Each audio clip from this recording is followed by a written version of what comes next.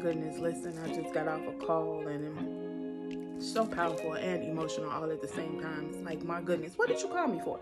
Anyway, I was talking to someone and we were discussing how sometimes when God is changing things for you or moving you to do things or stretching you, and if you're open up to something new with those things, sometimes it doesn't seem easy. It seems hard or difficult, and so that's what we'll label it. This isn't easy. Maybe this isn't what God is telling me to do. This is too difficult. Maybe this isn't what I'm supposed to be doing.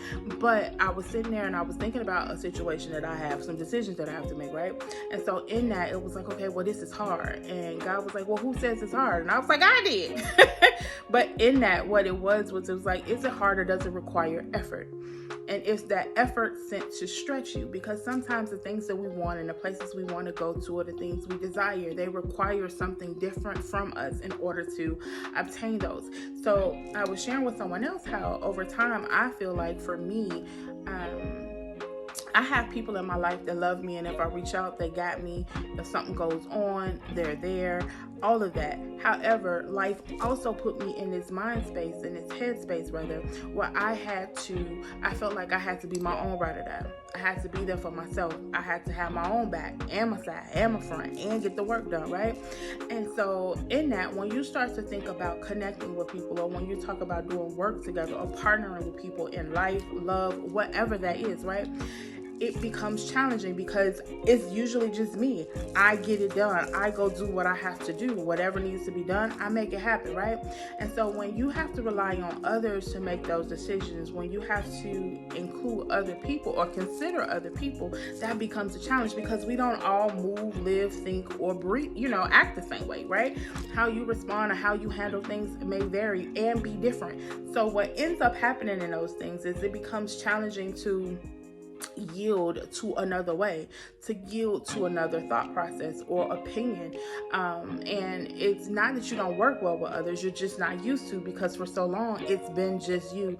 For so long you've been solo on what you have to do. And now there are others that come along and they do pieces and parts, but the weight and responsibility of a thing has rested on you. So now having to allow other people, other ideas, other ways, other ideologies to come in is like, pause. This is seeing too much all at once, right?